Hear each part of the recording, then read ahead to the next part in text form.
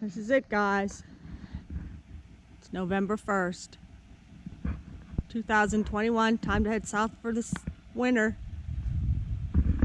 A little chilly morning. A little sun though. Hey Oma, where are we at? We're at the Lambert Vintage Winery in Weston, West Virginia. Great place. Beautiful. We're at our very first Harvest Toast. Harvest Toast. Never been to one before. And we picked a winery. And the winery is absolutely beautiful. Has a banquet hall. And I suppose those are the restrooms. Yep, I bet you for large crowds. Right. And over here is the wine tasting room and a nice beautiful little creek. So while we're waiting for our daughter to come in, we thought we'd walk over and give you a little quick tour. I'm sure she drove right past the street. She probably thought it was somebody's driveway. Okay, so here's her business hours.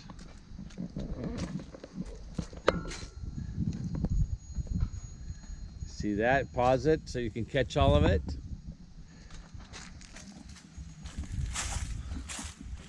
They just had they've been having events here almost for the last month for Halloween. Look at this beautiful pond.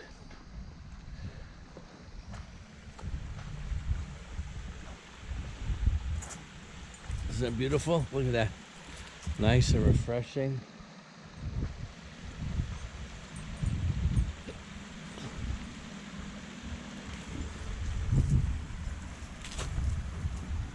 $1992, that's when we moved into our property back in Pennsylvania.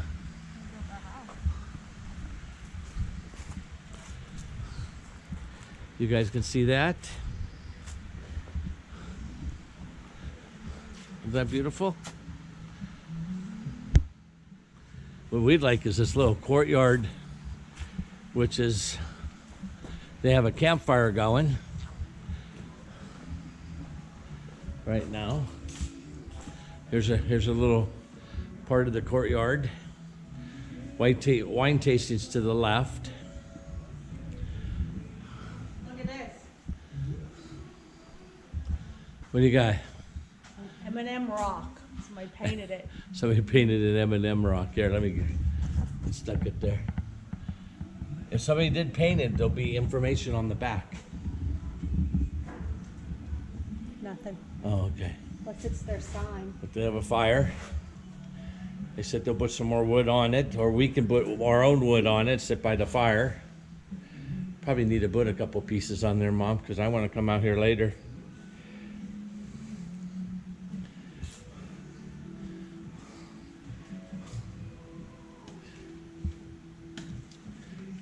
There you go. Got almost stoking the fire. Put a log on the fire. Log on the fire. Let's show them this other. Yep. And then this used to be the wines where they did the wine storage barrels. They made it into a. There's some wines. They made it into a little chapel so you can get married in here. Yep, look at it. Want to get married, hon? Want to do it again?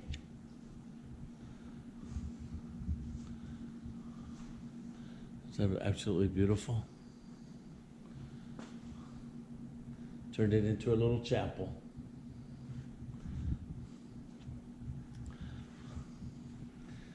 They hold weddings here. What was it, 40 this year? Yeah. They did 40 weddings here this year.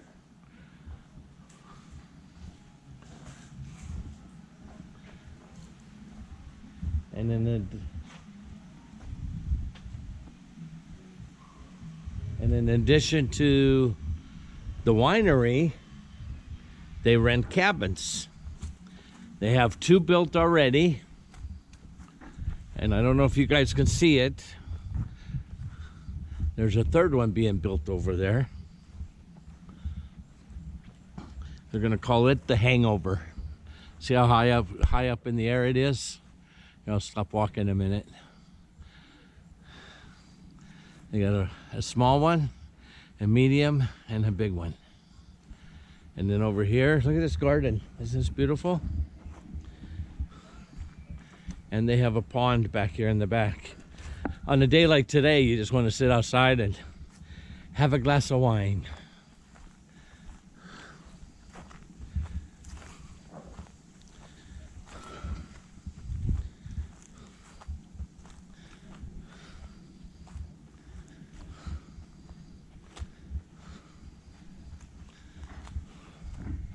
See if there's any fish. Fish in the pond. I would say nope, no fish in the pond.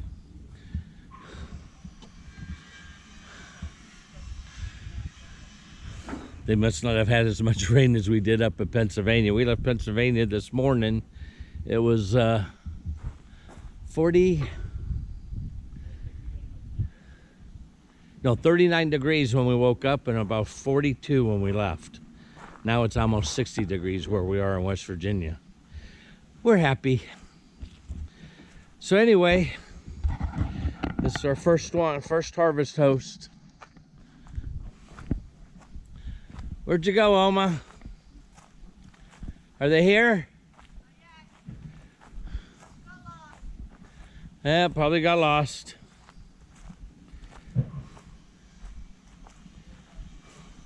Told our daughter to look for follow the wineries signs. It's only, what, half a mile, 3/4 of a mile after you turn off on the Dutch Hollow Road.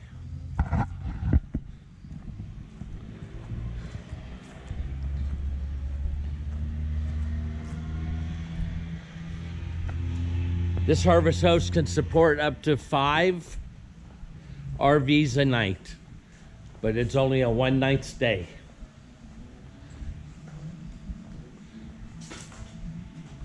Look, that fire looks inviting. Nice and warm too, huh?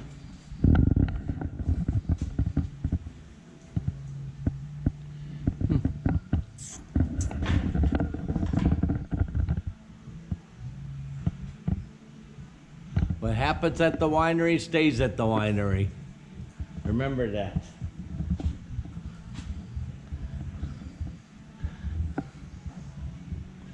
Okay, well, very short addition to our first day since we left Pennsylvania. Yep. First winery, first harvest host. Yep. So far, we're liking it. Lots of fun. We disconnected the truck only because we wanted to go get some cheap fuel. Fuel is $3.99 in Pennsylvania. We got it here in town at $3.49, but we couldn't. It was a fueling station that we could not take the fifth wheel, so we had to disconnect. Ran into town. It's only what, 3 miles? Yeah.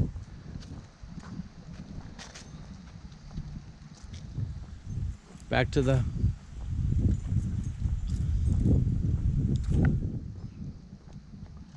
okay.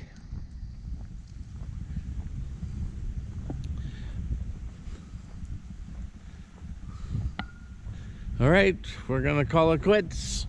I don't think that car was our daughter.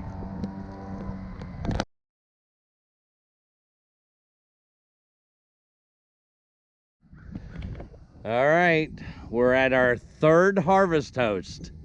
And you know what? This was really kind of nice. Number one, we're parked right next to the vineyard. Number two, tonight will be the first time we have guests with us, because the first 2 nights we didn't have anybody. But do you blame them? November in West Virginia or Pennsylvania or whatever, it's too cold. But check these birds out. Can you guys see them? They're acting like we're invading their privacy or something. They keep flying to our windows. They keep knocking on the window. Like, wake up.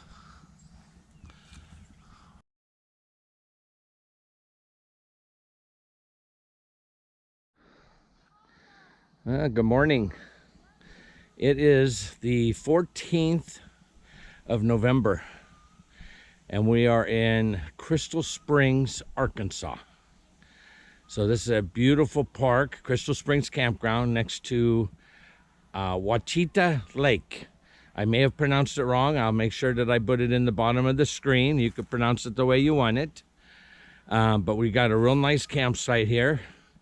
That's our deck that we turned into a balcony, because by the time we backed up into our spot, we were overhanging, which was perfect. We've been enjoying it. That black hose is for our gas fire pit. Marie and I share a glass of wine out there. So the campsite includes, this is a Corps of Engineers campground, by the way, guys. Again, we've been here since the 8th of November. Again, a beautiful site. We're in a kind of a circle or a cul-de-sac. There's only electric and water.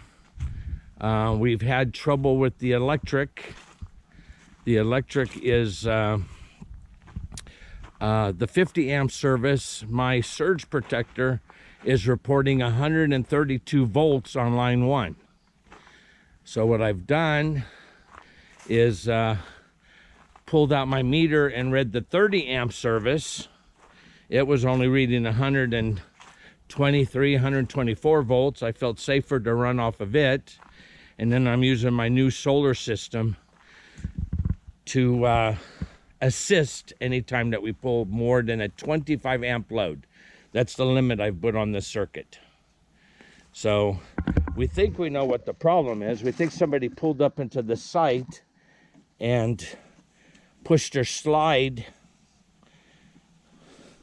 into the box, and there's something wrong with either the ground or the neutral or something. Don't know. But I've reported it twice. My surge protector tripped twice. Once the first night we were here, and the second time was the Wednesday morning. So I finally got a chance to put my WeBoost up antenna. So this is the first time it's been on the rig.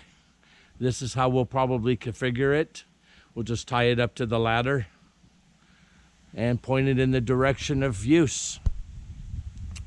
So that's that. This morning, which again is the 15th, we've been here.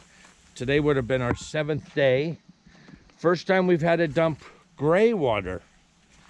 So we just went up and we dumped this once. It's a 35 gallon blue boy. And we came back to go ahead and finish it off, and that's all we had. I said, wait a minute, we only used 35 gallons, maybe 40 in a week. Boy, boondocking in Arizona is never going to be simpler if I only have to dump gray water once a week. So now for the bad news. The old truck let me down. We went Wednesday to go get the oil changed. Well, first I called the dealer and I said, hey, I need to get my oil changed and I have an oil maintenance plan. Sorry, we don't honor that maintenance plan. I said, okay, no problem. So I found one of those like Jiffy Lubes, but it was a Pennzoil one. And I went in there and they said, what oil do you have? And they didn't even have the oil that GM recommended. He said, I'll tell you what, buddy, if you go buy the oil, I'll put it in for you. I said, well, you know what? I can't ask for more than that. So we went, here, you don't have to look at this the whole time while I'm talking about it. So we went and I went to Walmart, got the Devlock 1300, 1540 CK4 oil with an oil filter, brought it back. They, I don't know if you're gonna get wind noise with this. Brought it back and they installed it. It was actually cheaper than the maintenance plan. $50 worth of oil and a filter, and they charged me $35 to change it. I pay 117 when I take it to the dealer. Okay, I don't pay that amount. That's how much the dealer charges the maintenance company. Oh, I bet you this is getting windy for you guys. I can feel it. I just want to, here, I'll just let you take a quick look. This is kind of the entrance to the cove that this campground is on. The big lake is actually on the other side of that little ridge over there that you can see. But you can see some boats there on the left-hand side. That's to the marina. Okay, we'll cut this short now. Flip this around. So we're gonna have a Thanksgiving dinner here on Wednesday, the 17th, to celebrate with our friends. Tammy and Alan are here. We met their friends, Charlie and Tina. And we have Mike and Melissa coming in on Tuesday. So it's gonna be a 4-couple dinner. We're gonna smoke the turkey. It's already in defrost mode. But, oh, the truck. I forgot to tell you about the truck. Okay, so I got the oil changed. Second part of the story. I come back, I parked it about where it is there. 2 days later, I want to get in the truck and my key fob isn't working. So I said, well, that's odd. So these key fobs, I don't know if you guys noticed or knew this, but key fobs have an emergency key built into the key fob that go into there. So that got me into the truck. But guess what? Everything was dead. Both batteries were dead. Both of them. I even pulled out my voltmeter. It read 3 volts. I'm going, what the heck? So Charlie had a charger. Well, first Alan come over and we tried to jump start it. And the batteries are so far dead, we needed to put it on the charger. So we put it on the charger. Probably waited about 10 minutes and finally got enough juice to start it up. So what the heck is causing that? Well, I read some bulletins or some posts on the internet. Some say that it's bad batteries, and I can't believe that. This thing's only a year old, a little over a year old, since the original owner took it off the lot. The owner, by the way, if you didn't know, was actually the manager from the car dealership we bought it from. So it wasn't that. So the other things it said is the ECM doesn't turn off the truck. It gets in like a lock mode, or the seat control module is sucking juice. And I'm thinking, why would a seat control module suck juice out of a battery if you're not actually using the seat control module? So whatever, we got it charged. I took it for a run. We come back, I stopped it, I started it. It's running okay.